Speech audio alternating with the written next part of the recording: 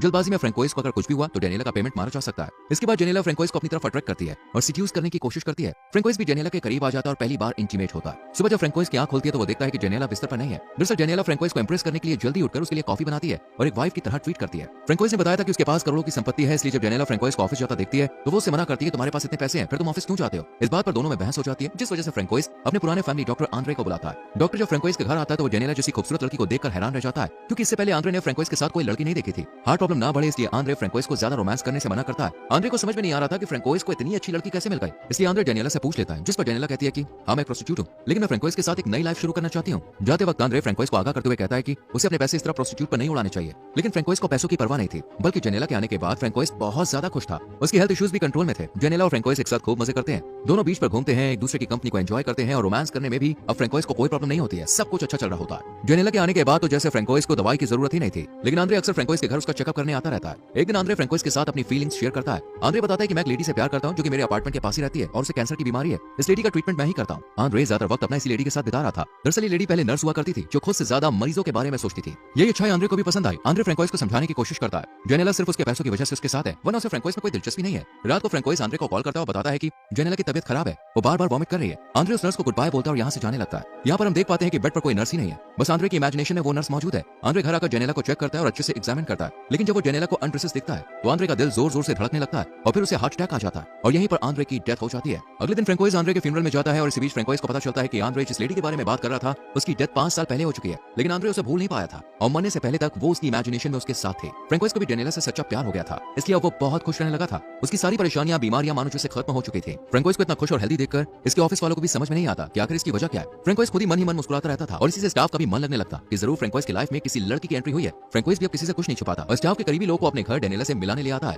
लेकिन यहाँ डेनियला नहीं होती। फ्रेंकोइस डेनियला को घर में ढूंढता है, ना तो घर में डेनियला थी और ना ही उसका सामान, यानी वो फ्रेंकोइस को छोड़ के जा चुकी थी। ये देखकर फ्रेंकोइस को अपने स्टाफ के सामने शर्मिंदा होना पड़ता है। रात में फ्रेंकोइस डेनियला की तलाश में उसी जगह जाता है जहाँ वो पहली बार उससे मिला था। फ्रेंकोइस देखता है कि डेनियला फिर से अपने पुराने प्रोस्टिट्यूट के काम में वापस आ चुकी है और वो किसी दूसरे क्लाइंट के साथ है। ये देखकर फ्रेंकोइस समझ जाता है कि वो सिर्फ कॉन्ट्रैक्ट के तहत था। डेनियला आज भी प्रोस्टिट्यूट ही है। फ्रेंकोइस डेनियला को वाइफ बनाना चाहता था, लेकिन डेनियला ऐसी नहीं थी। ये सब देखकर और समझकर फ्रेंकोइस को बहुत ज्यादा बुरा लगता है। फ्रेंकोइस बार के अंदर जाकर बैठ जाता है और यहाँ अपनी लॉटरी की बात करता है। पैसों के बारे में सुनकर एक प्रोस्टिट्यूट उसके पास आ जाती है और ठीक उसी तरह फ्रेंकोइस के साथ बिहेव करती है जैसे शुरू में जेनेला ने किया था। ये लड़की फ्रेंकोइस को अपनी बातों में लेना शुरू कर देती है और कहती है कि मुझे तुमसे एक लगाव सा हो गया। ये लड़की जेनेला से भी ज्यादा जवान और खूबसूरत थी। फ्रेंकोइस के पैसों को देखकर ये लड़की फ्रेंकोइस को अपनी तरफ अट्रैक्ट करना शुरू कर देती है और घूमने के कई प्लान्स बताती है और कहती है कि हम दोनों एक दूसरे के साथ बहुत अच्छा टाइम स्पेंड करेंगे। इस लड़की की बातें सुनकर फ्रेंकोइस पर इसका कुछ भी असर नहीं होता, क्योंकि वो सिर्फ और सिर्फ जेनेला को चाहता था। वो उससे प्यार करने लगा था। बाहर से जाने से पहले फ्रेंकोइस एक बार जेनेला से मिलता है और अपने दिल की बात जेनेला को बताता है। फ्रेंकोइस कहता है कि मैंने सिर्फ तुमसे प्यार किया, तुम्हारे साथ मैंने जितना भी वक्त बिताया वो मेरी तन्हाई को भर सकता है। जेनेला बताती है कि मैं तुम्हारे घर से इसलिए वापस आ गई क्योंकि मैं तुम्हारे साथ पूरी जिंदगी नहीं रह सकती। मेरी जिंदगी में पहले से ही कोई और है, मुझे भूलकर तुम इस लड़की के साथ चले जाओ,